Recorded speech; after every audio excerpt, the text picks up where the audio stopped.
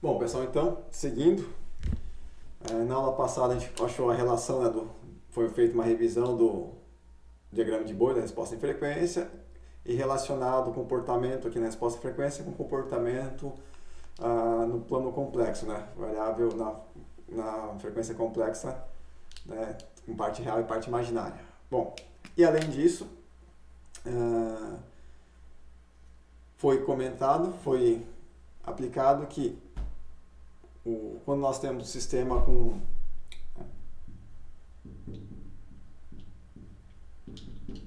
aqui uma variável, né, K de ganho, no plano complexo a gente já sabe, né, que se nós tivéssemos uma função de transferência de laço aberto com 3 polos, no lugar das raízes dessa forma, a gente pode aumentar esse ganho K, a gente pode elevar até o momento que vai entrar na estabilidade. Olhando isso na resposta em frequência, se nós olharmos o diagrama de Bode do laço aberto, a gente constrói de laço aberto, né? Em função dos 3 polos, nós temos o diagrama de fase, de módulo, aliás, e temos o diagrama de fase aqui diretamente. Agora, como que a gente olhando aqui para o sistema de malha aberta, como que a gente enxerga o comportamento a malha fechada? Bom, até que valor eu posso aumentar o ganho K para que o sistema seja estável? Bom, aí existem 2 parâmetros, né? A margem de fase e margem de ganho. O que é a margem de fase? A margem de fase a gente olha no diagrama de módulo quando é que a magnitude aqui cruza o 0 dB. 0 dB, lembrando que 0 dB corresponde a ganho 1, né? Saída igual a entrada, né? Isso dá 0 dB, nem amplifica, nem atenua, né? Se a saída é maior, 1,1, 1,2, 3, 4, 10, 50, significa ter dB positivo. Se atenua, a saída é 0,9, 0,8, metade, 0,5, em dB significa menos 10 dB, menos 15 dB, ou seja, dB negativo significa atenuação, não é uma fração. Então, às vezes a gente pode trabalhar com esse gráfico aqui também logarítmico, mas aí a gente não usa dB, ou a gente deixa na forma direta, sem ser logarítmica, e aí, na verdade, o logaritmo está sendo aplicado porque a gente está aplicando o log aqui, né? O log do ganho aqui, do G aqui, né? Então, aplica na equação, se converte para dB, daí não vai mais log, né? Ou deixa aqui e aí coloca na forma log aqui para ter uma distribuição de escala mais adequada. Bom, fechados esses parênteses, voltamos aqui. Estabilidade, então. A gente olha aqui no cruzamento por 0 dB, que significa ganho unitário, saída igual à entrada. A gente olha essa frequência, que frequência que está cruzando, a gente vem aqui e pega a mesma frequência no gráfico de fase. E nós olhamos quantos graus faltam para chegar em menos 180. Daí, aqui a gente fez um exemplo, chutou, digamos que isso daqui é menos 80, então nós temos 100 graus de margem de fase. Então eu posso aumentar o meu ganho ainda, que eu ainda estou dentro da estabilidade. Se tivesse caído assim acima de 180, já estava na estabilidade, significa que eu já estaria aqui no semiplano direito, né?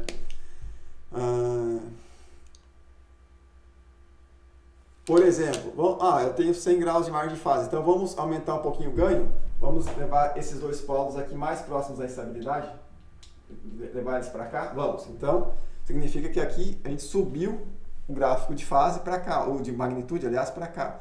Ele vem aqui, vem aqui, vem aqui e vem aqui, tá certo? Agora o cruzamento por 0 veio parar aqui, ó. E quando eu traço para cá, olha aqui que eu tenho de margem de fase aqui, como reduziu a margem de fase. Significa que eu estou me aproximando da instabilidade. Eu aumentei o ganho e vim parar próximo da estabilidade. Se eu aumentar mais um pouco e vier parar aqui, ó, eu vim aqui, eu estou no 180, ou seja, eu estou com os polos posicionados aqui. Entrei no limite entre estabilidade e instabilidade. E se eu avançar, a margem de fase vai ser maior que menos 180, ou seja, estamos dentro da instabilidade. Foi essa a interpretação, né? Ah,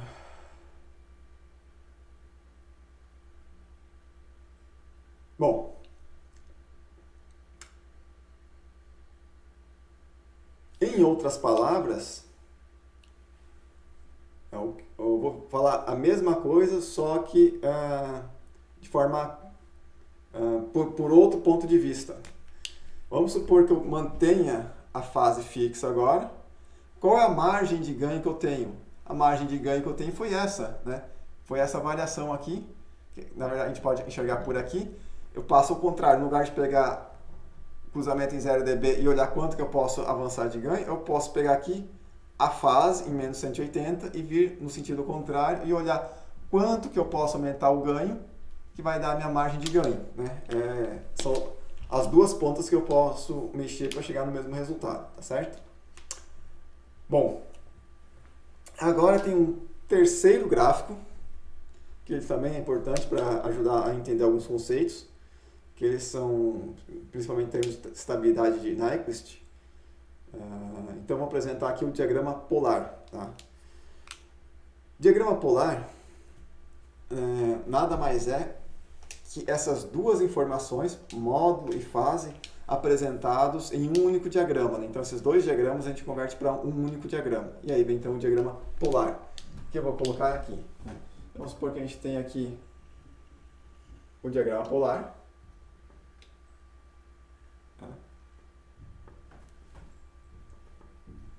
Esse mesmo aqui, J ômega é parte real. Né? Usamos frequência aqui J ômega e aqui a parte real. Vou ficar assim. Né? E agora nós vamos olhar. Deixa eu dar uma. Despoluir um pouco isso daqui. Vamos supor que a gente tenha feito um determinado ajuste aqui de ganho.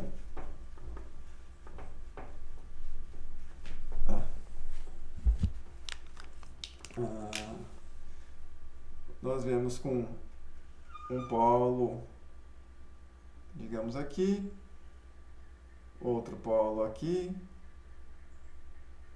outro polo. Deixa eu melhorar essa inclinação, senão vai fugir muito. Um polo aqui, cai a 20 dB, cai a 20 dB, outro polo, depois cai a 20, 40, 60, né? Os três polos, né? A gente já conhece isso, né?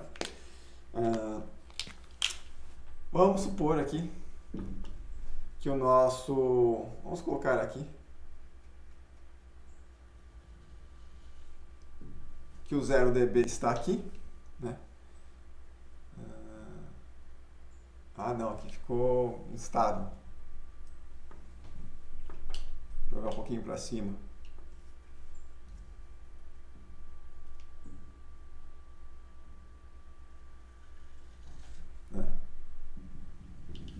Está estável, né, o sistema. Enfim.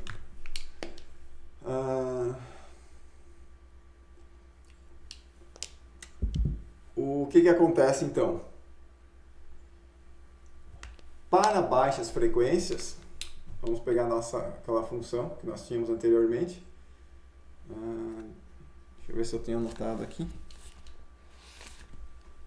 Eu acabei apagando.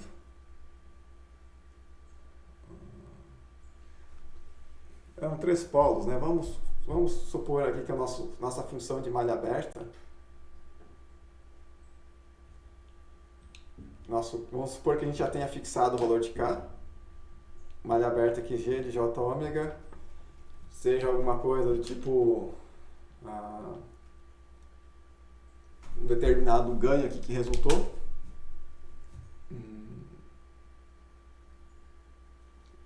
Não tem nenhum polo, né? Vamos colocar aqui 5 dividido por primeiro polo em baixa frequência. Vamos colocar um J ômega mais... vamos supor que essa frequência aqui esteja em 2. A outra frequência esteja em 5 e a outra frequência em 20, por exemplo. Veja 2, 5 e 50. E aqui vamos colocar uma escala menor, né? 0,1, por exemplo. Uma coisa assim. Tá? Vamos supor que a partir dessa função de malha aberta, saiu nossa resposta em frequência. Isso daqui está em 0,1. Isso aqui está em 5. Isso aqui está em 50, tá? Radianos por segundo. E aqui tem qual que é o ganho desse sistema aqui em baixa frequência. A gente vai ter que colocar um ganho maior em cima. Vamos colocar aqui...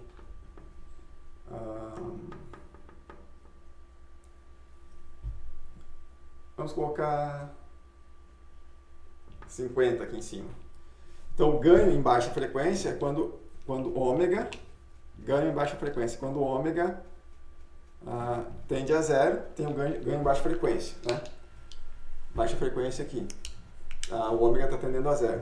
Então, fica 0, 0, 0, vai ficar 0,1 vezes 5 vezes 50. 0,1 vezes 50 é 5, 5 vezes 5 é 25. 50 dividido por 25. Então, nosso ganho em baixa frequência aqui é 2. Ao converter isso para dB, faz as contas, vai dar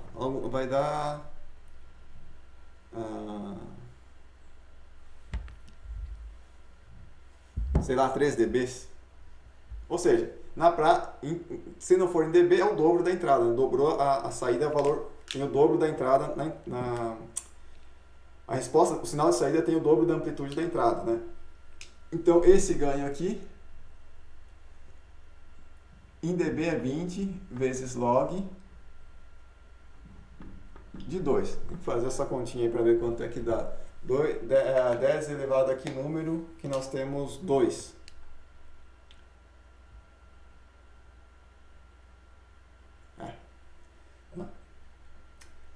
Bom, então significa que em baixa frequência tendendo a zero, né, o nosso ganho, vamos colocar em valores, não vamos colocar em dB, vamos colocar em valores absolutos. Nosso ganho é 2. Esse é o valor aqui em baixa frequência.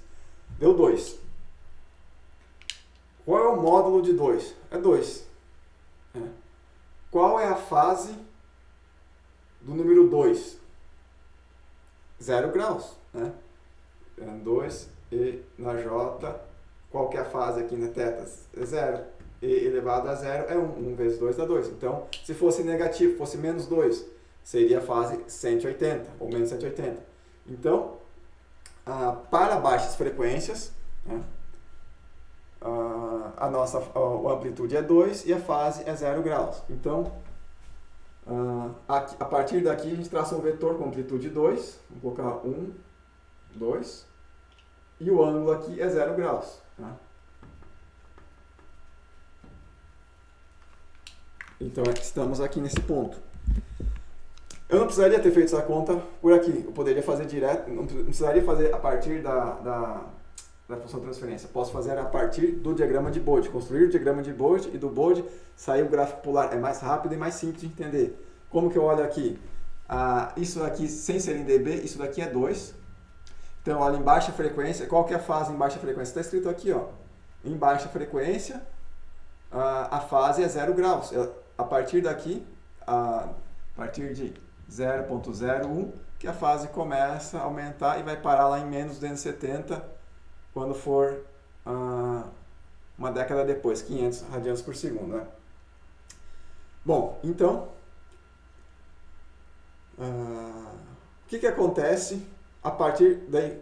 Para montar esse diagrama polar, a gente vai aumentando a frequência ômega. Então, se eu aumentar a frequência, ele se mantém em 2 até no momento que a fase começa a diminuir. Então, eu tenho o módulo 2 e começo a ter aqui, quando pegar esse ponto, deu menos 20 graus, por exemplo, e a fase lá quase não se alterou. Aqui é assíntota, né? Na verdade, a expressão ela contorna um pouco por baixo. Então eu vou colocar um ângulo aqui de menos 20 graus, alguma coisa assim. E aqui dá quase 2. Né? Depois aqui vou pegar um outro ângulo, sei lá, menos 50 graus aqui. Aí já começou a atenuar mais. Então com 50 graus já atenuou mais. Então diminuiu o tamanho do vetor. Tá? E assim vai, vou aumentando a fase. Chega aqui, começa a atenuar mais ainda. Então, estou atenuando mais aqui. Diminuindo o tamanho do vetor. Né? Até chegar aqui em menos 90. Depois aqui começa a atenuar ainda mais. E o ângulo continua aumentando. Tá? Aumentando até chegar no ângulo em 180 graus. Com 180 graus já atenuou isso daqui. Tá? Já é menor que 1. E continua atenuando até chegar aqui em... aliás, quando é que vai chegar em menos 270 graus? Vai chegar em menos 270 graus só quando o ômega for infinito, tá? Porque senão ele vai se aproximando do 270, mas para chegar a 270 quando o ômega é infinito. Quando ômega é infinito, qual é o valor da amplitude? Bom, isso daqui atenuou. Para quando o ômega tende a infinito, a amplitude vai tender para zero. Né? Então, isso aqui atenua. Quando chegar aqui em 270, isso aqui vai atenuando, até zerar. Tá? Eu peguei pontos e fui construindo, olhando módulo, fase, módulo e fase. Módulo, fase, módulo, fase, módulo, fase. Né? Daí, só que se pegar linearmente, isso aqui vai dar uma envoltória, uma coisa assim. E vai finalizar entrando aqui com 270 graus. Né? Então, menos 270. Então, sai aqui 0, vai ficando ângulo negativo, negativo, negativo. Aqui é menos 90, menos 180, fez a volta e entrou no menos 270. E fica, essa é a forma de fazer o gráfico polar, montando aqui num único gráfico, módulo e fase. Tá?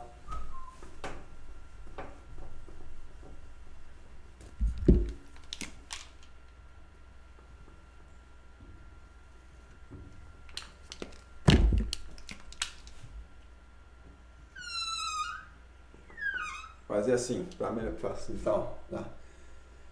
No gráfico polar, existe a simetria do que acontece. Por um lado, a gente faz simetria, porque é complexo conjugado, então a gente fez só para uma raiz, né, mas teria que fazer para o conjugado também. Então, isso daqui acaba resultando, a gente faz a simetria aqui. E assim fechamos o gráfico polar dessa expressão aqui. Tá?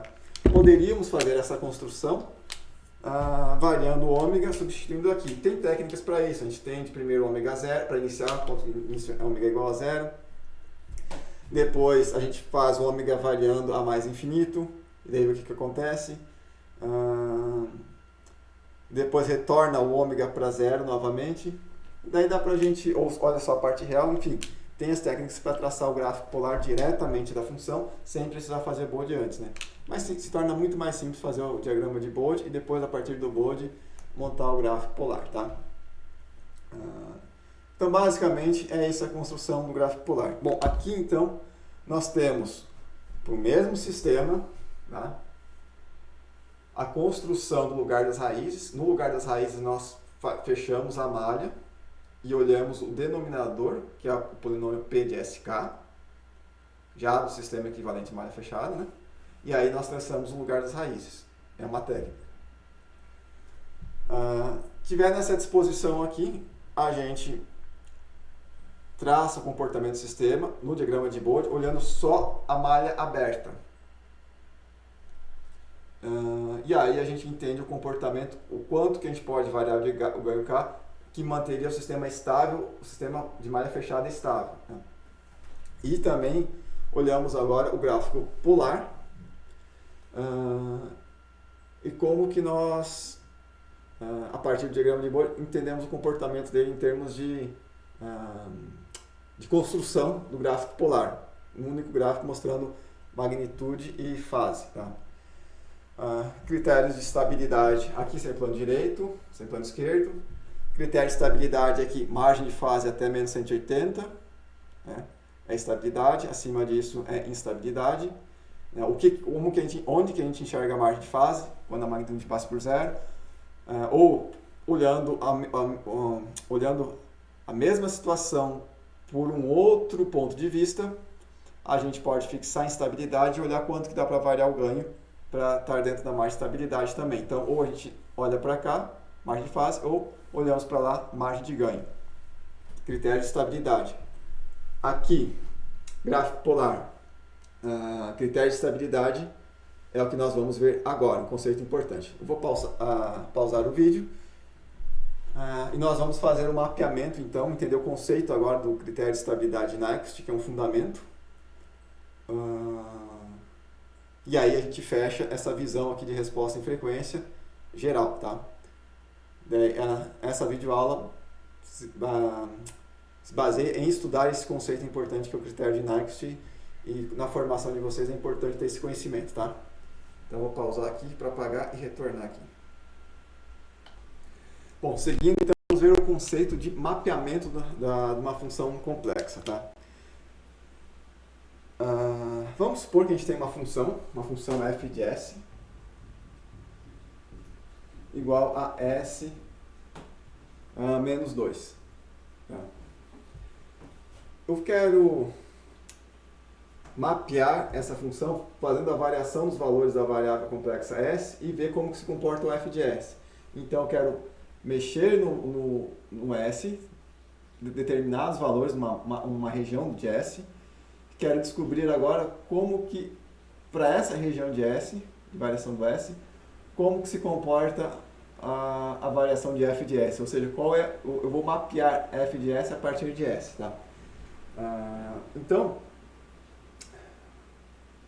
vamos supor que nós tenhamos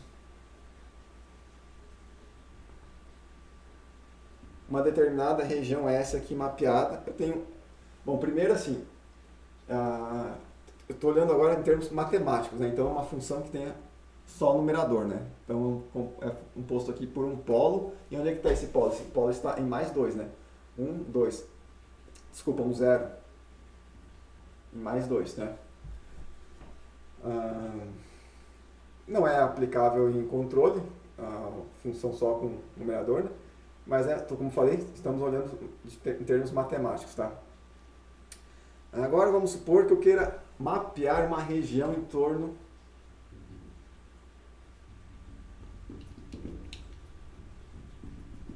eu vou colocar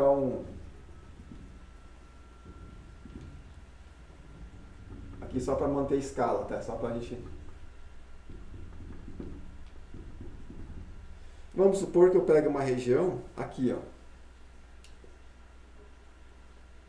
Essa região aqui.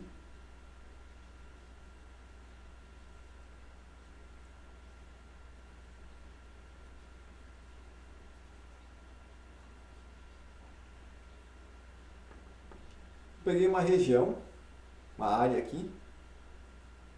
Eu teria que pegar todos os pontos. Eu vou pegar só alguns pontos aqui. Eu vou chamar ponto aqui.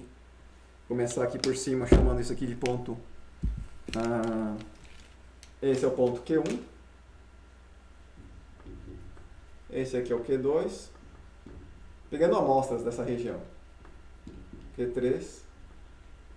Esse é o ponto Q4, tá? Esse é o plano S aqui que eu estou mapeando.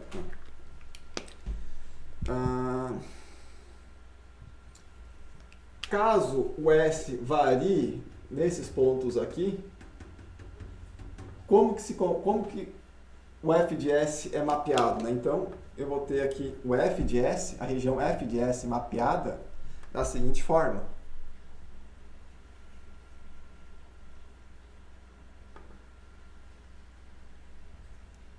Vamos fazendo no mesmo quadradinho aqui.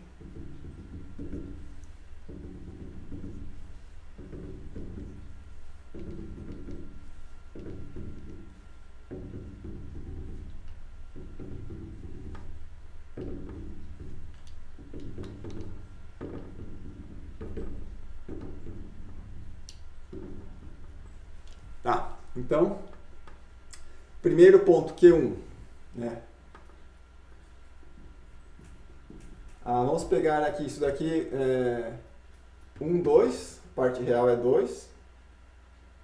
E a parte imaginária é J2, tá certo? Aqui, né? O ponto 2 é o quê?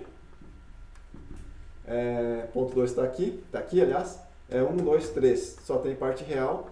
Ponto Q3 é 2 menos J2.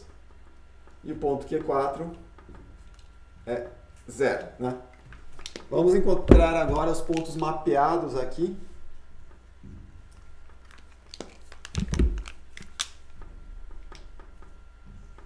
Q1, Q1, 2, Q3 linha e Q4 linha. Tá?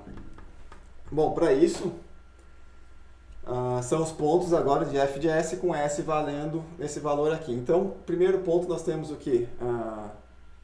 Isso aqui corresponde, no lugar do S vai ser 2 mais J2 menos 2. Isso daqui dá quanto?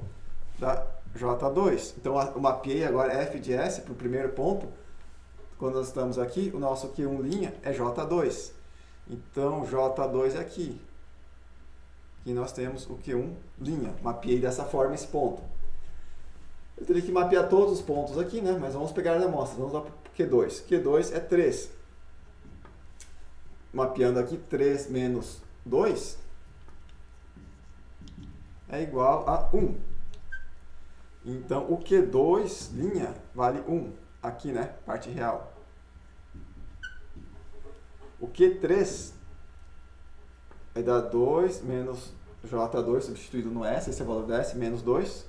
Então, o nosso f de S será menos J2, né? E o Q4, 0 menos 2 é igual a menos 2. Então, Q3' menos J2. Isso aqui é Q2, né? Q3' e o Q4 vale menos 2. Tá? Se eu mapeasse todos os pontos aqui, não só essas 4 amostras, nós obteríamos isso aqui, ó.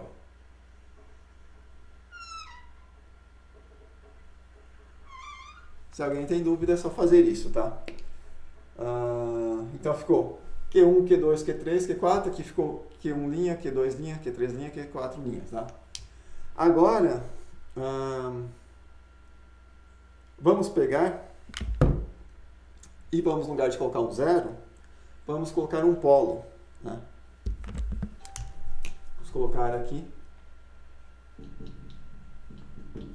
1 sobre S menos 2, né? E vamos mapear esses mesmos pontos aqui, tá? Como que se comporta agora?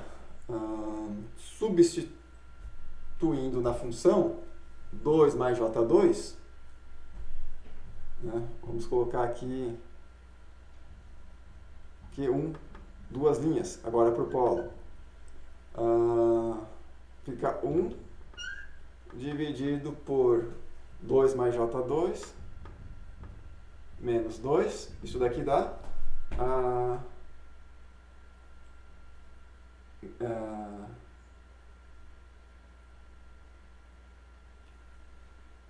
vai dar quarta, vai ficar 1 sobre J2, joga o J para cima, vai ficar menos 1 meio J, né? A gente troca o sinal porque jogou J para cima. Q2', Q2, 2 linhas, que estamos mapeando agora essa função,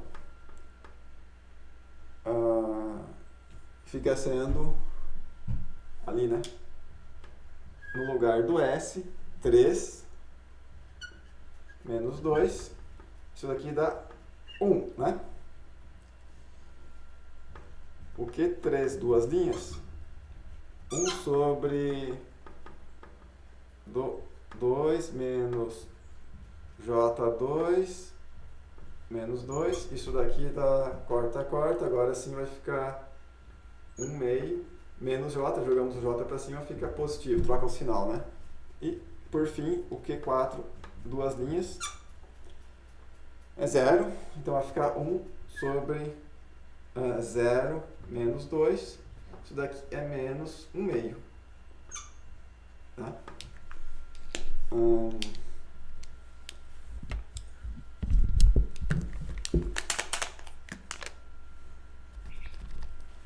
Vamos mapear aqui. Então, o Q1, duas linhas, ficou menos 1 meio J. Então, é aqui. Q1, duas linhas. O Q2, duas linhas, ficou 1.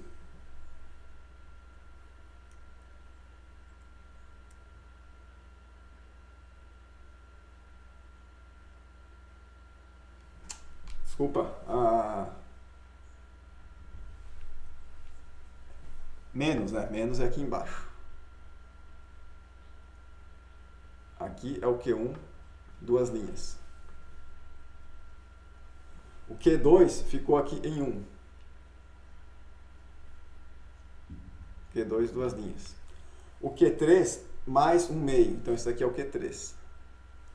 E o Q4 menos 1 meio. O Q4 ficou aqui. Q4, duas linhas aqui. Se nós pegássemos todos os pontos, não só essas amostras, a gente veria que o sistema fez isso aqui. Tá? Isso é mapeamento, matemática pura. Tá? Só peguei determinados pontos do plano complexo e vi como que a função é mapeada para aqueles pontos. Tá?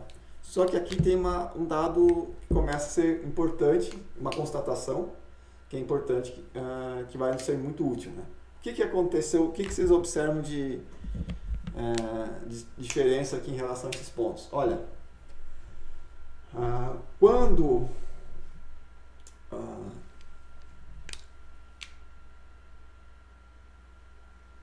só para esclarecer também, aqui em branco era um 0 em 2 e agora em amarelo é um polo, né?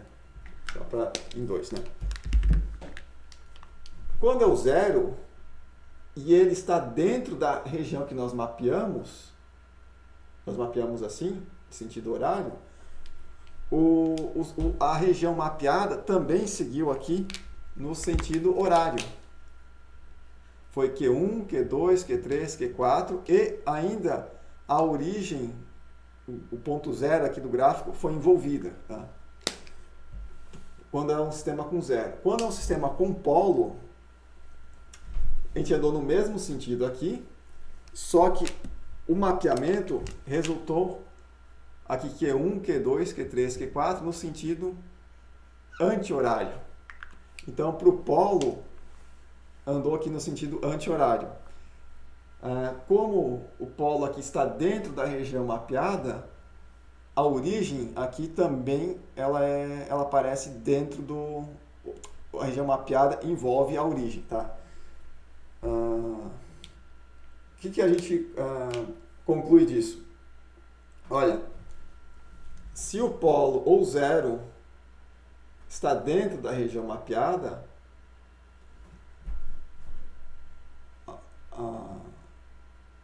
é isso. A função resultante vai envolver a origem. Tá? Se for 0, gira no sentido horário. Se for polo, no sentido anti-horário. Tá, mas eu não entendi se o negócio está dentro ou fora. Bom, vamos supor que o nosso polo, o nosso 0, tanto faz, fosse S mais 5, ou menos 5. Então, 1, 2, 3, 4, 5, o nosso 0 estaria aqui, e eu continuo com essa mesma região mapeada. Estou mapeando essa região, só que o 0 está aqui. Se isso acontecesse, e nós fizéssemos todo esse mesmo procedimento, eu não vou fazer, vou colocar, 3 aqui, por exemplo, 3 menos 5 dá 2. Então, a região mapeada, se nós fizéssemos aqui, daria alguma coisa aqui, ó, digamos, fora, tá? Não envolveria a origem. Então, esse é o sentido que estou querendo explicar, né?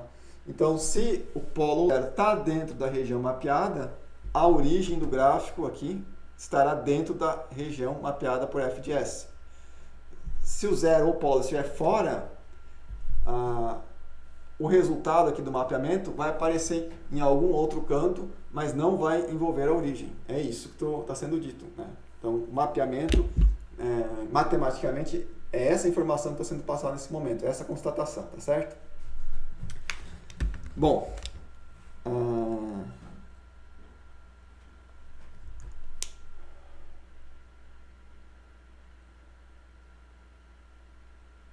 outra, por que um gira para um lado, outro gira para o outro? Claro, lembra, números complexos, um está no numerador, outro no denominador.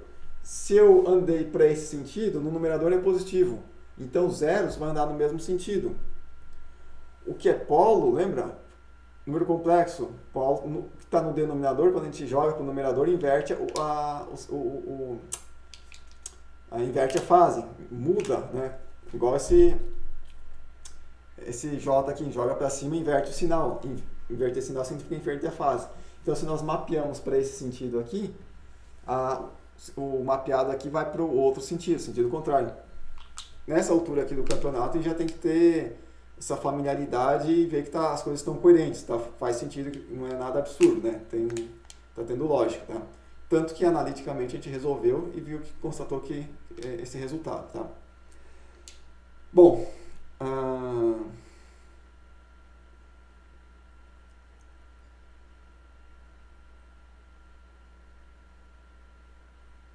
outra forma de enxergar esse ponto aqui é que quando nós estamos aqui dentro e fazemos essa avaliação, aqui ó, nós demos uma volta completa no sistema. Então, teve uma contribuição de 360 graus. Por isso tem a contribuição de 360 graus aqui quando nós giramos. Se nós tivéssemos o zero aqui, nós teríamos esse mapeamento aqui, ó, esse vetor Q1, Q2, Q3, depois volta lá para o Q4. Esse vetor aqui, ele oscilou, mas não deu uma volta completa na origem. Então, é como se tivesse lá o mapeamento, ele oscila aqui, oscila, mas não dá uma volta completa na origem. Se ele deu uma volta completa aqui nesse termo, aqui ele está dando uma volta completa aqui 360 graus aqui nesse ponto. Também é outra forma de ver o mapeamento, tá certo? Bom, matemática, só mapeamento. Agora vamos para o critério de Nyquist, tá? Pausar aqui para apagar novamente o quadro. Bom, então agora no critério de Nyquist de estabilidade, só para relembrar, vamos colocar novamente aqui nosso sistema, a malha aberta, G de S. Poderíamos colocar um H de S, daí seria G de S, H de S, ou para facilitar a nossa notação, vamos deixar uma argumentação unitária, né? O equivalente em malha fechada, isso daqui é canal direto, né?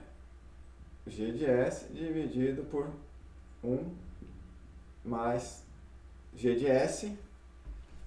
Lembrando que G de S ele é composto por um numerador e por um denominador, né?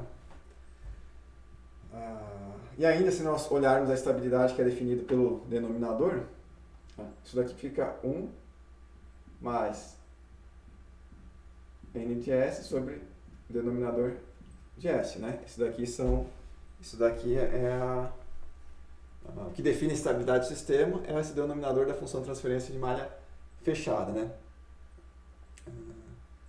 Quando nós temos um ganho envolvido, aqui aparece um K, né? Ainda. Isso aqui então passa para cima, isso aqui fica D de S mais K vezes N de S, tudo dividido por D de S, mas esse D de S aqui, ele acaba cancelando com esse D de S aqui, então essa função representa só isso aqui, né? Bom, o que é esse D de S? Eu falei na aula passada, né? Essa parcela aqui são os polos de malha aberta, porque isso aqui é o zero de malha aberta, isso daqui são os polos de malha aberta, né? Isso aqui é conhecido. Só que esse numerador aqui, quando nós temos o K multiplicando, temos um K aqui envolvido, isso daqui a gente altera. Então, isso somado a isso, né? Isso daqui vai dar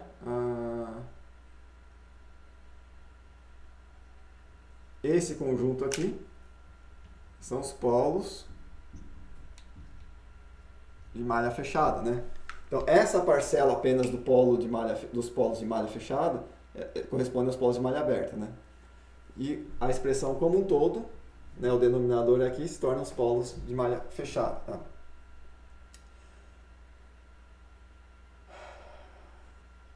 Bom, vamos supor que essa função toda aqui, o 1 mais g de s, né, que vai ser composta aqui por numerador e denominador, que isso aqui seja... Vamos olhar essa parcela aqui.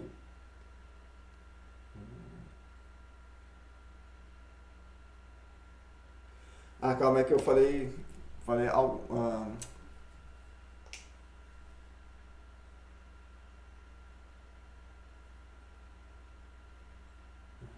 Quando a realimentação é não unitária, não aparece no canal direto, né? Então aqui a gente tem sobre D de S.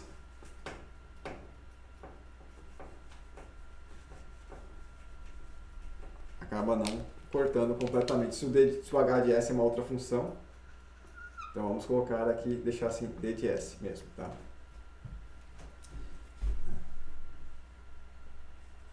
Isso aí.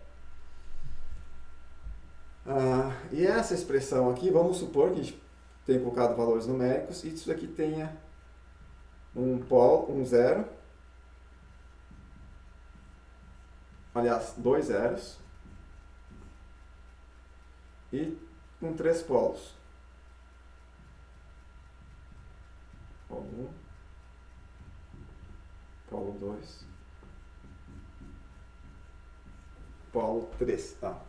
Então vamos analisar só aqui o denominador da função t de s, que são os polos da nossa função de malha fechada, né?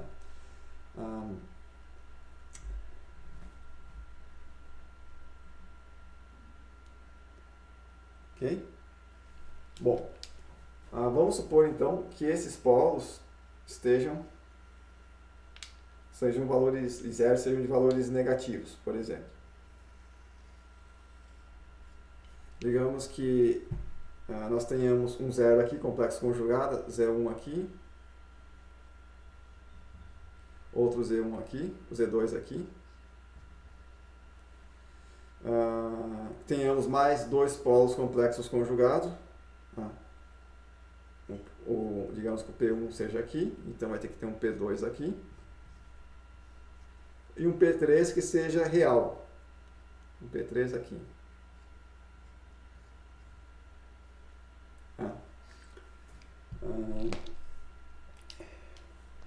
E agora eu vou mapear uma determinada região. Quero mapear essa região aqui.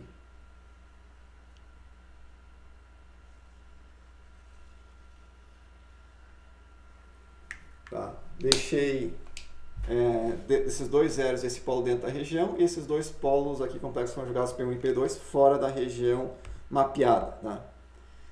Quando nós passamos aqui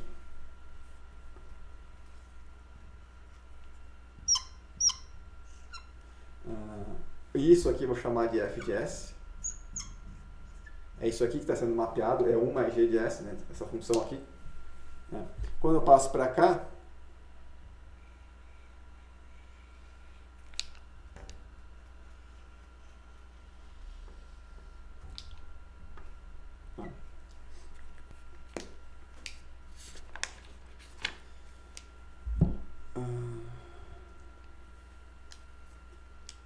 que eu vou enxergar? Tá? Como tem dois zeros aqui dentro da região, tá? Mapeada,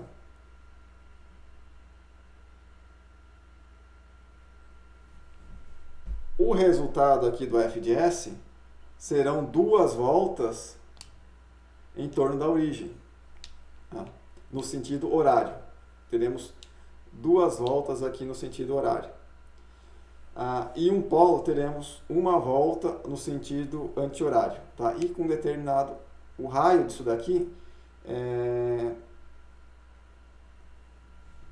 bom,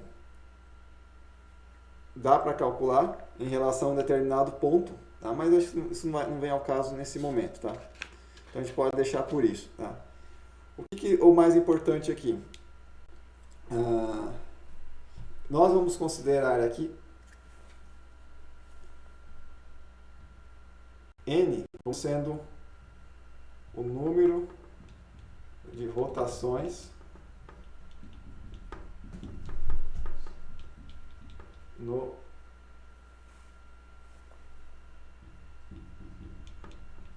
sentido anti-horário.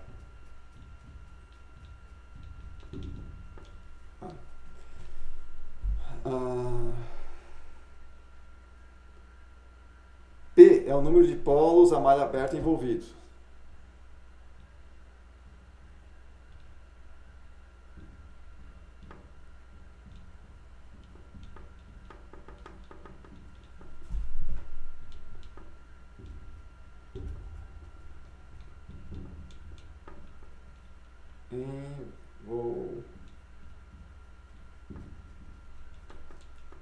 Envolvidos. E Z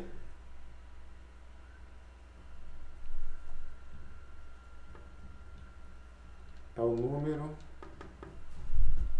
de polos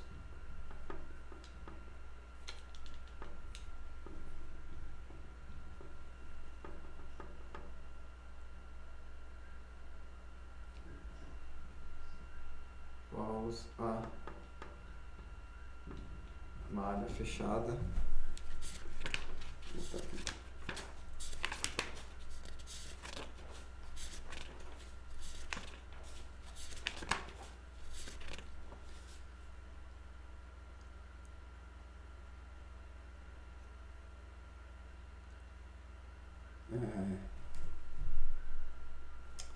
Para não confundir esse com esse no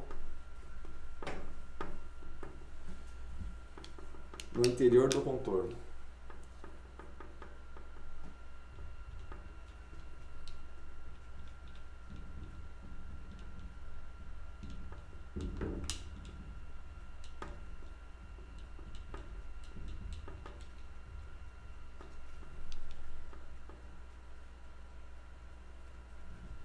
Número de polos, a malha fechada. Agora sim.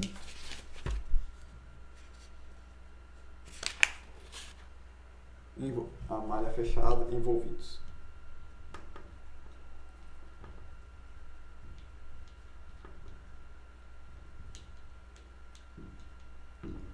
Tá.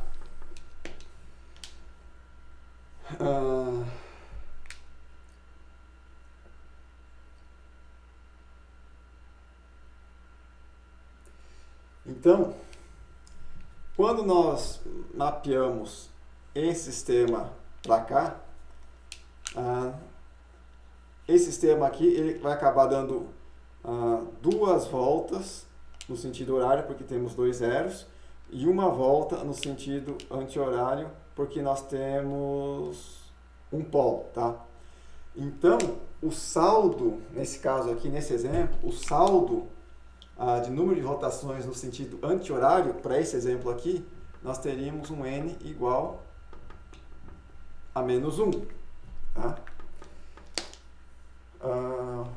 P é o número de polos a malha aberta no interior do contorno. Esse daqui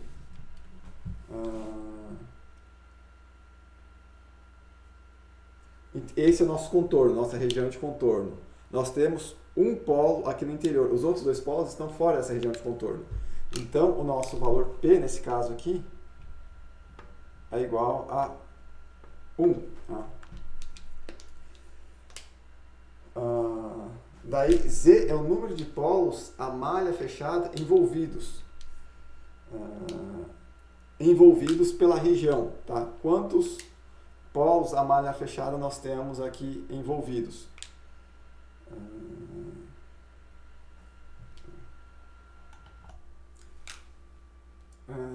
Tá, calma aí que eu falei uma besteira aqui.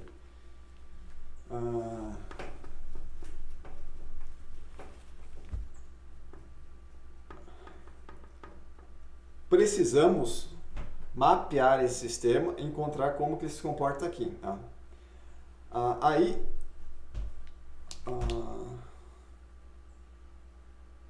A princípio, eu olhando assim, eu ainda não sei quantas voltas foram dadas aqui nesse sistema. Tá?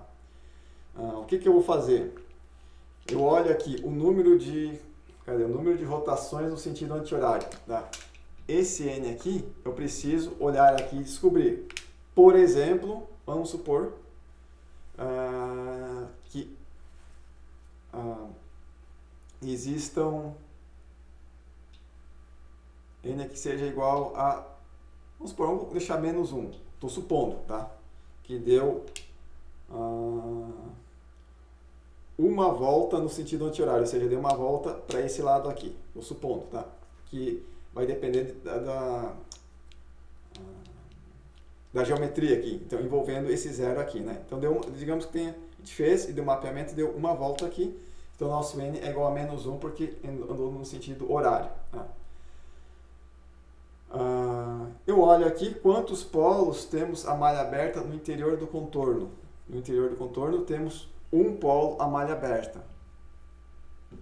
Tá?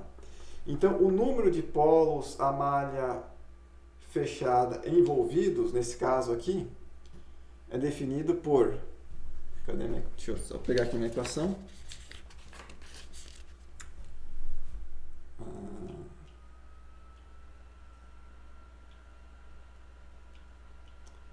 Aqui. N é igual menos Z. Essa aqui é a nossa expressão. Então, baseado nessa expressão, o nosso número de polos envolvidos na região vai ficar P menos N, né? Então, P menos N vai ficar 1 menos 1 é igual a 2. Então, nós teríamos dois polos envolvidos na nossa região, em malha fechada. Né? Significa que a malha fechada teríamos dois polos envolvidos pela região. Tá?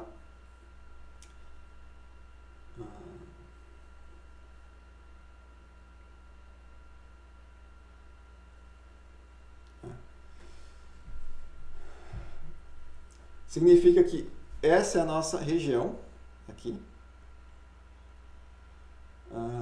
Quando nós fecharmos a malha, tivermos aqui o T de S, desse sistema aqui, existem dois polos desse sistema que estão dentro dessa região, a malha fechada. Essa expressão está nos dizendo isso. Então, nós fazemos análise em malha aberta e temos a resposta quantos polos teríamos envolvidos nessa região que a malha fechada. Né? Para isso, a gente precisa fazer o mapeamento aqui e enxergar quantas voltas estão dando no sentido anti-horário. Né? Baseado, então, olhando só os polos a malha aberta e o número de voltas, nós descobrimos quantos polos temos em malha fechada dentro dessa região aqui. Tá?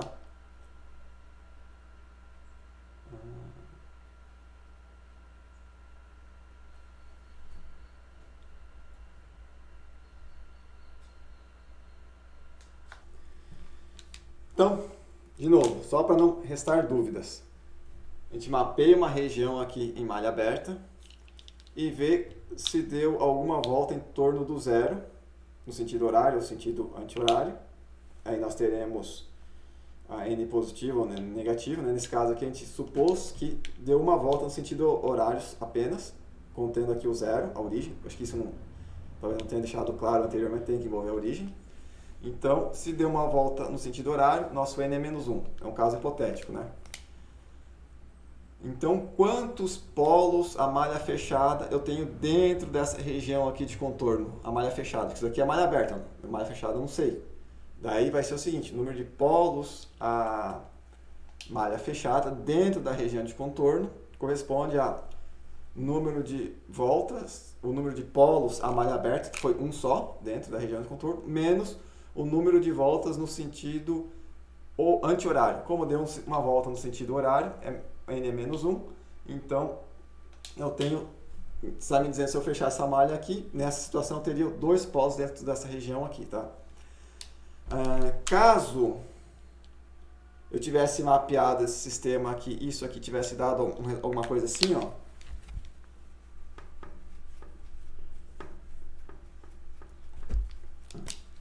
tivesse dado alguma coisa assim,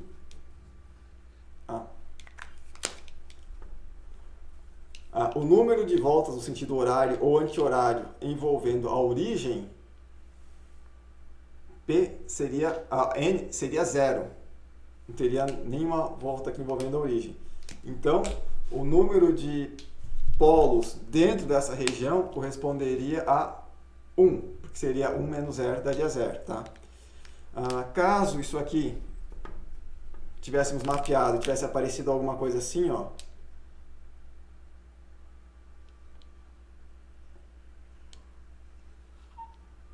tá? Aqui, o nosso N passou aqui, deu uma volta, outra volta no sentido horário. Então, temos 2 voltas no sentido anti-horário. Então, nosso N seria menos 2.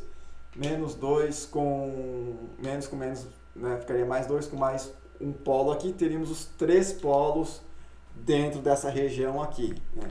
Então, essa é a interpretação que nós fazemos aqui, essa continha aqui, para descobrir em malha fechada quantos polos temos nessa região, tá? Bom, já que por essa relação aqui a gente consegue descobrir quantos polos temos dentro dessa região, agora a gente está interessado em ver a estabilidade do sistema. Quando é que o sistema é instável? Quando nós temos polos, a malha fechada, no semiplano da direita. Então, o nosso contorno, no lugar de ser só essa região aqui, pode ser todo o semiplano da direita. Então, o que na se faz, vamos mapear todo o sistema da direita, todo o semiplano da direita. Então, no lugar de ter só essa regiãozinha aqui pequena, nós vamos mapear todo o semiplano da direita. Nós vamos lá para mais infinito. Lá no infinito, vamos voltar aqui, até lá no...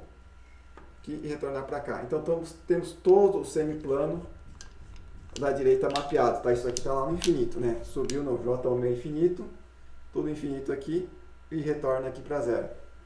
Então, nós vamos mapear todos os elementos aqui dentro e vamos ver como que se comporta o nosso sistema aqui, tá? A gente faz o mapeamento aqui, tá? Ao fazer esse mapeamento,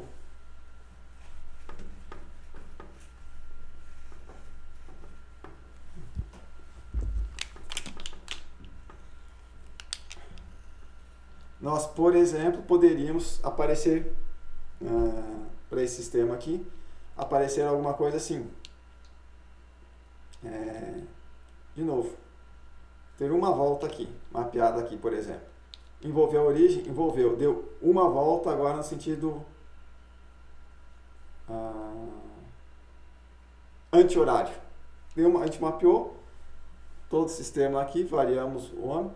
Deu uma volta aqui no sistema, no anti-horário, essa função f de s, né? Esse aqui é o mapeamento do f de s, que é essa expressão aqui, né? Ou isso aqui. Bom, nesse caso, nós teríamos aqui dentro quantos polos?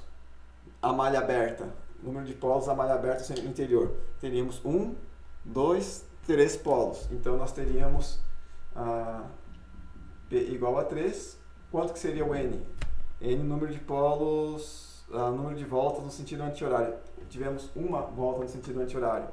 Então, quantos polos a malha fechada nós temos aqui em todo o semiplano direito, porque já que o contorno envolve todo o semiplano direito, número de polos a malha aberta menos o número de rotações aqui, então teremos dois polos no semiplano direito, o sistema é instável. Tá?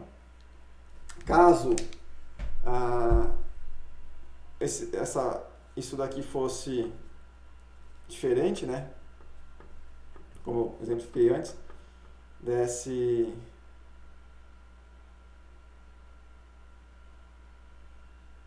uma volta aqui, por exemplo, outra volta aqui, duas voltas, aí nosso N seria igual a 2, teríamos só um polo dentro dessa área aqui, tá? Bom, isso é o f de S, que corresponde ao denominador aqui da função laço fechado, que corresponde a 1 mais a função do canal direto, a malha aberta. Isso daqui é a malha aberta, nosso G de S. Né? Isso daqui é a malha aberta, que é conhecido. Para facilitar a nossa vida e não precisar fazer esse sistema aqui, é 1 mais o G de S, daí isso aqui. Se eu quiser analisar, eu posso analisar de uma forma um pouco mais simplificada e analisar só o G de S. Tá, mas daí está sobrando esse 1 aqui. Tá, então esse 1, o que vai ser a diferença dele? Isso daqui são as raízes, né? Então envolve o zero. Se eu quero considerar agora só o G de S, esquecer esse menos 1 aqui, que está para facilitar a minha vida, o que vai mudar aqui no mapeamento? No lugar do contorno envolver o zero, ele vai envolver o menos 1. Eu só estou deslocando para a esquerda, uma unidade, tá? Então a nossa regra não passa mais a ser o envolvimento do zero. Nossa regra passa a ser o envolvimento do menos 1.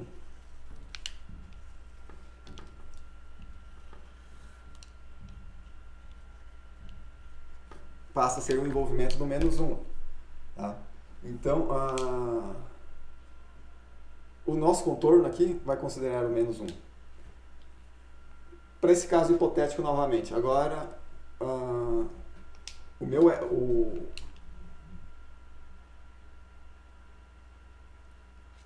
agora tem que criar outro, né? Porque isso daqui está envolvendo 1, não quero confundir aqui, né? Mas vamos supor que eu tenho a função só, porque daí eu consigo olhar só a malha aberta, né? Só olhando a malha aberta. Se eu olhar só a malha aberta, vamos supor agora que tem uma outra situação, não é mais isso aqui, já podemos tirar esse exemplo aqui.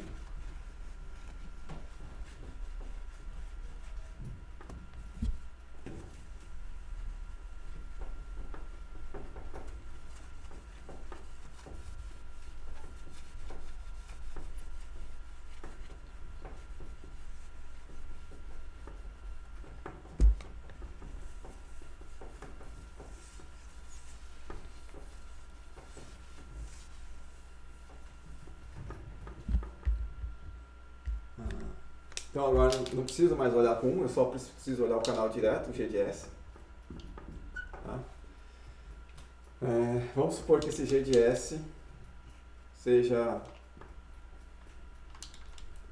sei lá, S mais um zero aqui e dois polos, S mais um polo 1 e um polo 2.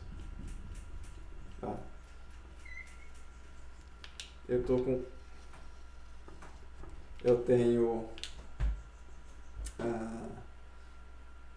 um polo aqui,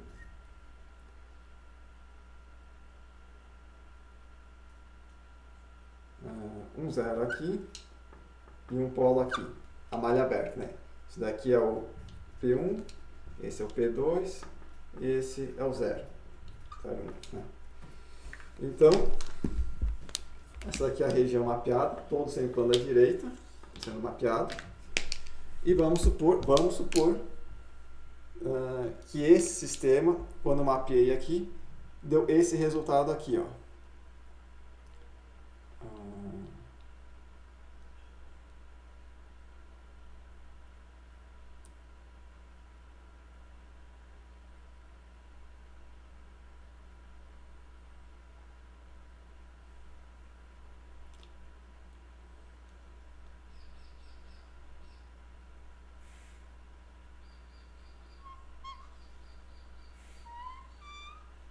Vamos supor que tenha dado esse resultado aqui.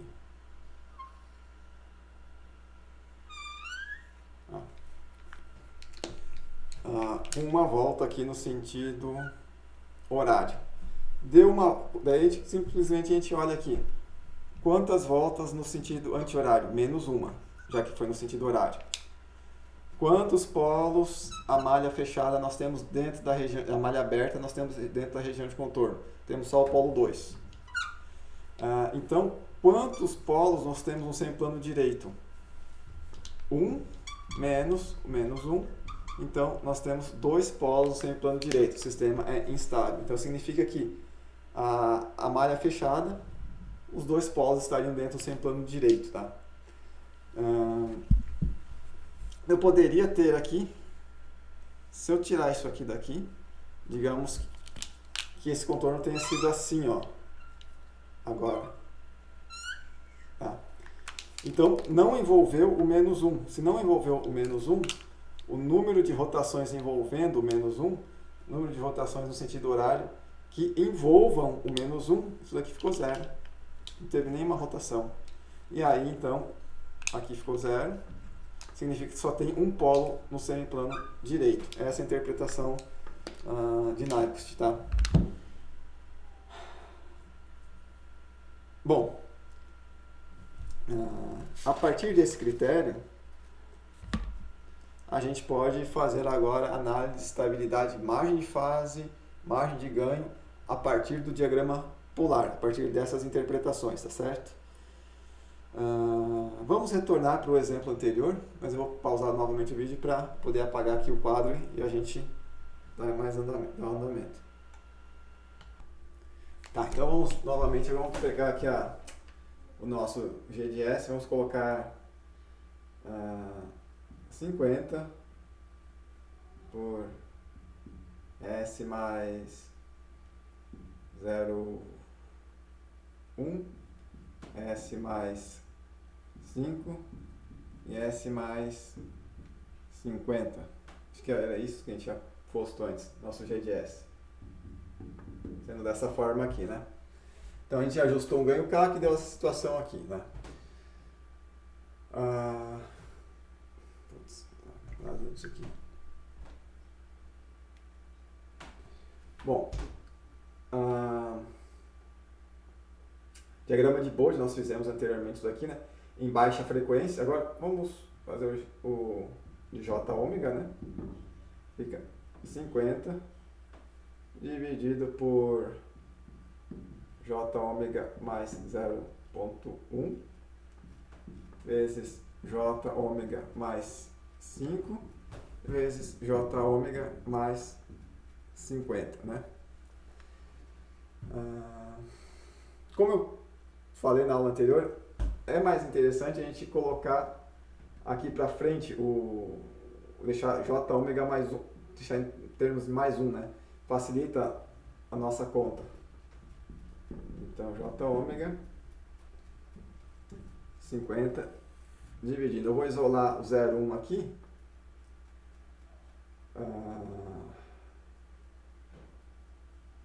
Então, fica 0,1 vezes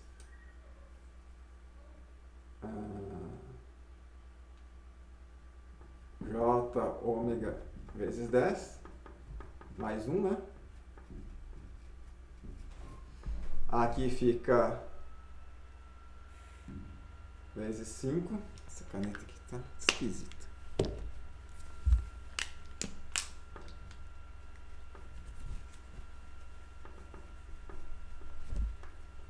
Apagar tudo. Tá.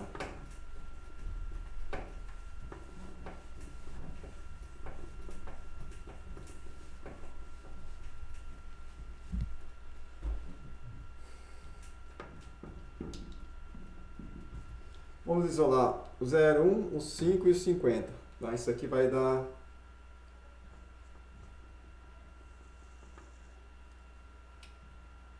vai dar 25 vezes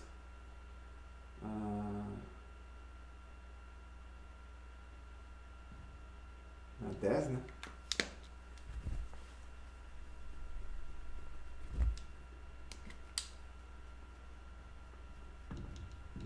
j ômega mais 1.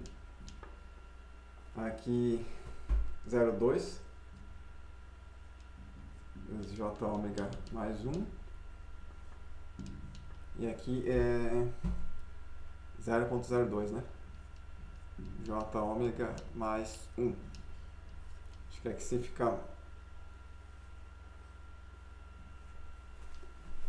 mais visível. Então, em baixa frequência, quando o ômega tende a zero isso tudo vai ficar 50 sobre 25, vai dar 2. Então, a gente já fez isso anteriormente, né? Então, ele vem com ganho. Não vou deixar em dB agora para facilitar a nossa conta aqui na hora de construir o diagrama polar. É 2. Vai encontrar a frequência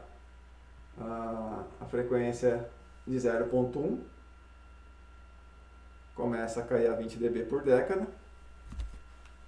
Esse gráfico nós fizemos antes, né? Começa a cair a 20 dB por década. Encontra a frequência de 5. Vai cair a 40. Encontra a frequência de 50.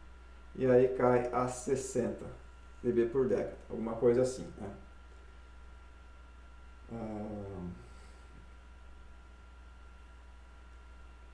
Em algum ponto aqui é o ômega, né? E o gráfico de fase antes e um pouco depois sai de 0 e vai a menos 270. Isso aqui nós havíamos feito anteriormente, tá? O diagrama polar disso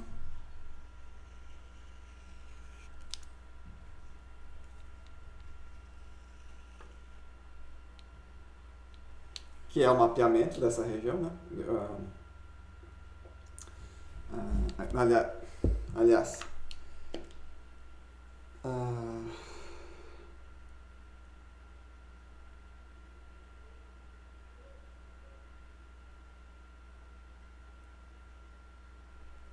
que a gente faz é a variação da frequência, né?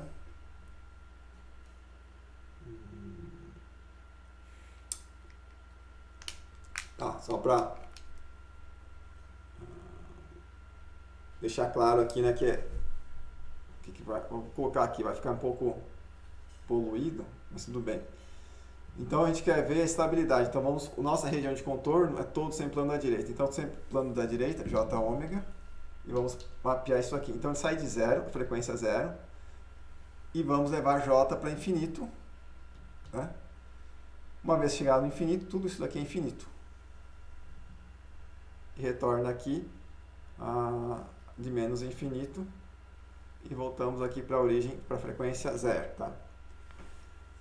Quando vamos aqui, pessoal, do ponto 0 até j infinito, nós estamos indo aqui da frequência 0 até j infinito, não, ômega infinito, até ômega infinito. Então, nós olharmos aqui o diagrama de Bode e andarmos aqui de 0 até a frequência aqui infinito, é a mesma coisa. Então, é um mapeamento dessa região aqui, a gente vai contornar isso aqui. Então, nós estamos variando o S, que é o nosso S aqui, a gente sabe que é essa parte real aqui, mais ou menos j ômega. Nós estamos mantendo aqui, isso aqui está 0, né, quando estamos andando nesse eixo, e estamos subindo ômega para infinito. Ao fazer isso, é a frequência real, só com parte, aliás, só com ômega, né? Então, estamos só variando ômega. Então, esse mapeamento de 0 a ômega infinito já está mapeado aqui através do diagrama de Bode. Então, é só nós olharmos aqui. E quando nós fizemos isso, a gente já enxergou, já fizemos anteriormente, que sai da fase 0,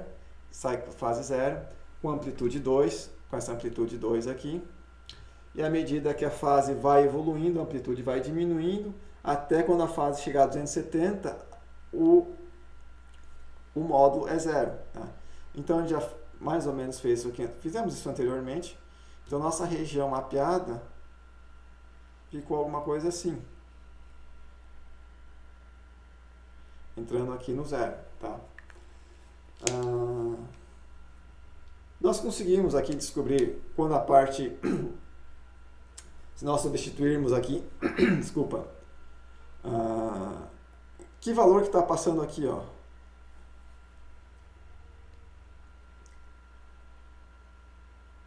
Então, isso acontece quando ômega é igual a zero, tanto é aqui em 2 quanto é aqui, né? Então,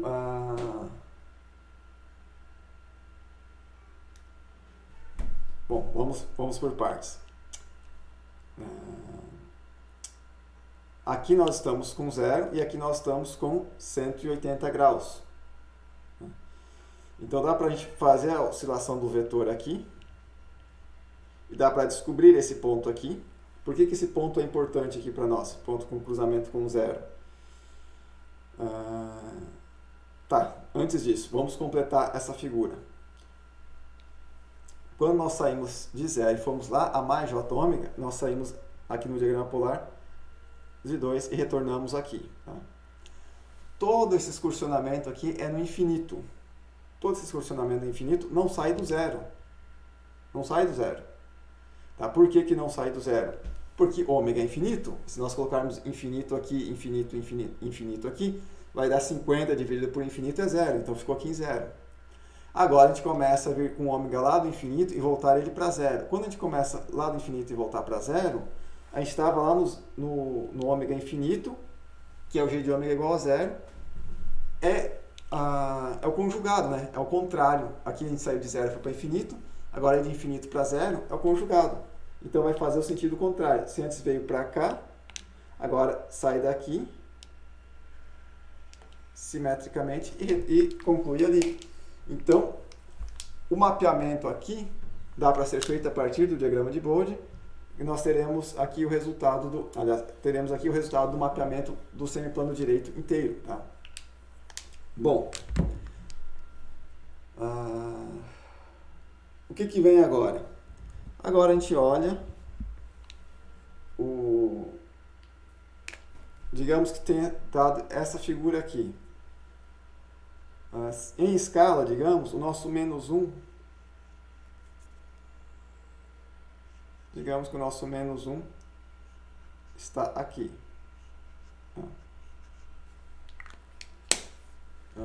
Eu vou olhar aqui quantos envolvimentos nós tivemos do menos 1 aqui. Se nós olharmos só o G de S. Nenhum. Então, para esse caso aqui,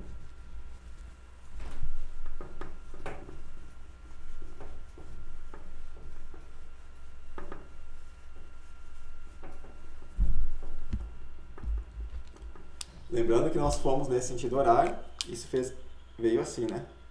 Veio aqui, retornou aqui e veio para cá. Tá?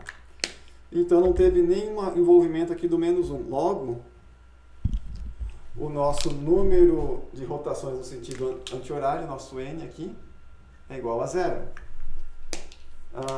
Número de polos a malha aberta no interior do contorno. Nós temos um polo aqui em menos 0,1, um polo em menos 5 e outro polo em menos 50. Quantos polos temos aqui? Nenhum. Então, o nosso P também é igual a 0. Então, o número de polos a malha fechada envolvidos. 0 menos 0 igual a 0. Então, nessa situação, nós não temos nenhum polo no semiplano direito. Significa que o nosso sistema é estável. Agora, por quê? Cruzou por 0 aqui, digamos que... Deixa eu melhorar aqui,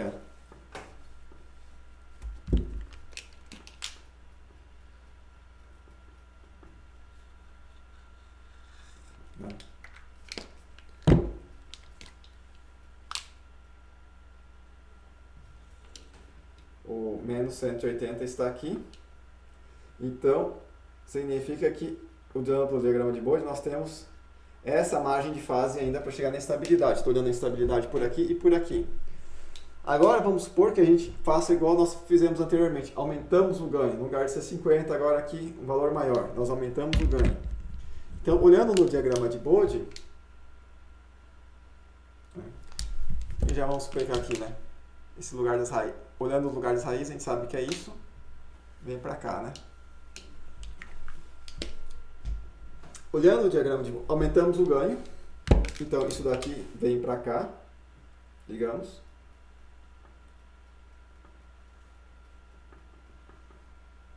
Tá?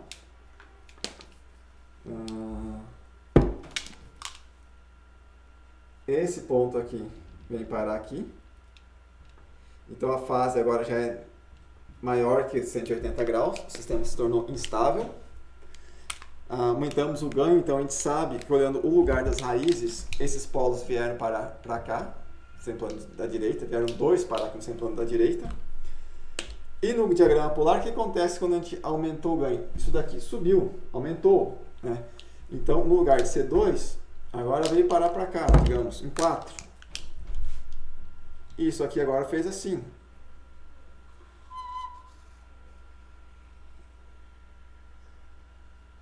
Aqui 0. Simétrico, né? Eu retorno para lá.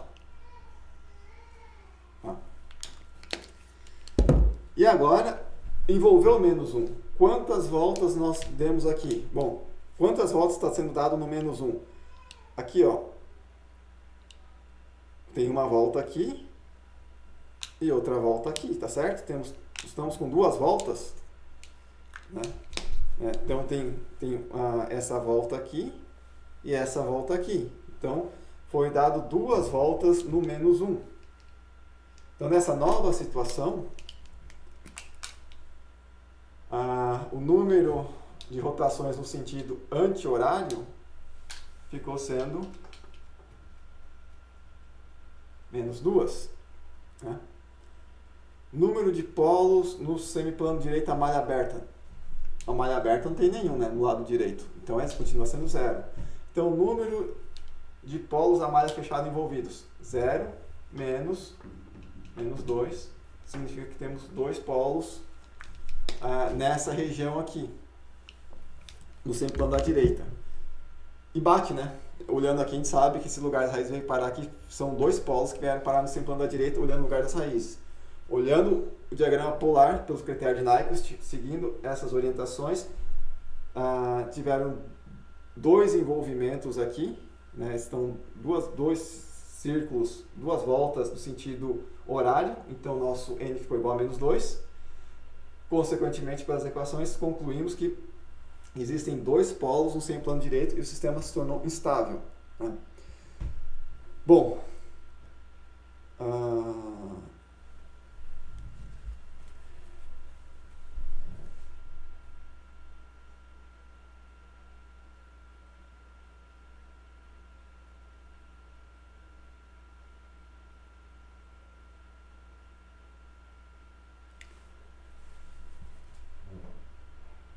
pelo critério de Nyquist, se nós estivéssemos ainda retornando aqui para o ganho menor, né? Já interpretamos, tá? Estabilidade por Nyquist está interpretado, critério de Nyquist. Vamos voltar para o estágio anterior. Nós estávamos no 2, ele vinha fazer isso aqui. Tá? O menos 1 está aqui. Só esse ganho aqui, esse vetor aqui,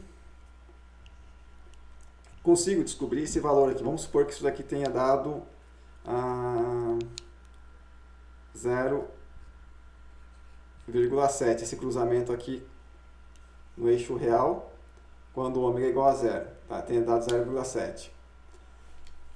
Quanto que eu posso aumentar o ganho, olhando pelo diagrama polar, que o sistema ainda seja estável? Ou seja, qual o valor que me leva aqui no limite? É só eu pegar aqui, se eu sei que isso aqui é 0,7 e aqui é menos 1, então eu tenho essa margem aqui que eu posso aumentar. Então, quanto que o ganho que eu posso acrescentar ainda é 1 dividido por 0,7. É só fazer essa divisão, é o tanto que eu posso aumentar. Isso aqui vai dar 1,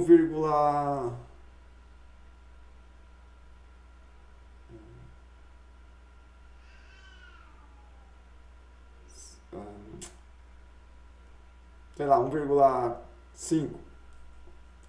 Então eu posso aumentar o ganho mais 1,5, que daí eu vou levar no limite aqui, olhando a resposta em frequência no 180. Vou levar aqui no diagrama polar no limite, que é aqui. Aumentei um pouco. Aqui é o limite. E vou aumentar aqui. Aqui é o limite no diagrama de polos e zeros no lugar das raízes, tá? Bom, pessoal, então essa é o gráfico polar, foi visto hoje, de forma sucinta. Critério de estabilidade, utilizando o Nyquist aqui, que é pelo diagrama polar, que é o envolvimento do -1. Tá? Então, nós fizemos o paralelo aqui de resposta em frequência, lugar das raízes e diagrama polar, todos os critérios de estabilidade. Lugar das raízes, sempre plano da direita, esquerda. Bode, margem de fase menor que 180, menos 180 ou maior que 180. Né? Lembrando que margem de fase é quando passa por 0 dB, ou se não for em dB, quando o ganho é 1. E diagrama polar, número de envolvimentos, daí tem que fazer a continha aqui para bater, para saber se tem ou não. Né? Envolvimento aqui do -1 dentro do círculo polar. Né? Então, isso daqui que é como a gente observa estabilidade utilizando essas ferramentas. Tá? Nos dias de hoje, como temos cálculo computacional, né, temos MATLAB e tal, a gente acaba analisando estabilidade rapidamente aqui pelo lugar das raízes, né, olhando a resposta e frequência, a gente acaba não utilizando muito essa ferramenta aqui do diagrama polar. Né? Mas esse é um conceito importante que ajuda a entender outros fenômenos. Tá? Por exemplo, como que a gente relaciona aqui? Deixa eu apagar isso aqui que ficou muito poluído. A ideia aqui é passar conceito, né? Para que a gente consiga compreender o que vem escrito nos livros e nos materiais didáticos. Né? De novo, vamos colocar aqui esse lugar das raízes, esse diagrama polar aqui. Tá? E vamos supor que o -1 esteja aqui. Tá?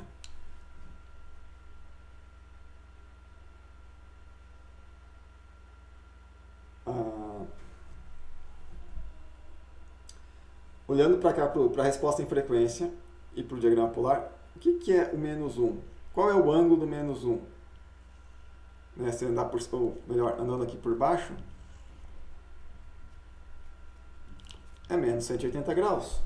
Então, mesmo menos 180 graus, o vetor está para cá. Né? -1, temos menos 180 graus, que é esse menos 180 graus. Né? O módulo é a distância do vetor em relação ao ponto de origem. Tá? Então, eu posso aqui no -1 traçar um círculo. Vou apagar de novo. Eu vou fazer uma outra forma. Esse daqui está muito poluída, no nosso exemplo. Eu vou fazer supor que nós mapeamos um outro sistema e ele tenha dado alguma coisa assim, por exemplo. Tá?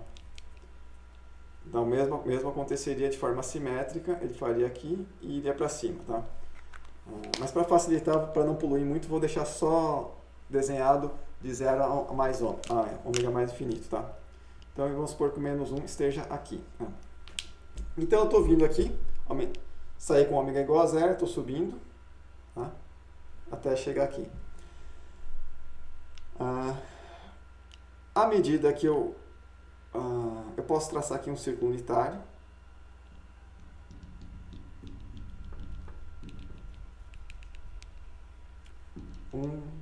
-1. Tá? Então, nesse instante aqui, eu estou com o módulo unitário, módulo 1. Tá? Esse é o módulo 1. Então, quando eu estou com o módulo 1, é quando eu estou cruzando aqui por 0 dB. Tá? Então, quando eu estou com esse módulo 1, se eu mexer, quanto de fase que eu posso oscilar? Eu posso oscilar tudo isso daqui, todo esse ângulo aqui, ó. até chegar no menos 180 graus. Então, isso daqui acaba sendo a minha margem de fase ao olhar aqui no diagrama polar. É uma forma de olhar isso. Então, quando eu estou com 1, quanto que eu tenho de margem de fase? Lembra que eu falei do diagrama de Bode? Poderia olhar no sentido contrário? Então, eu vou olhar aqui também no sentido contrário. Quando eu estou com a fase de 180 graus,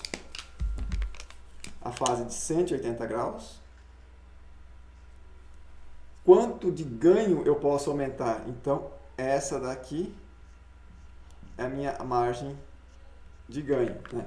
Então, eu olho aqui, quando eu estou em 180, quanto que eu tenho de ganho para mexer.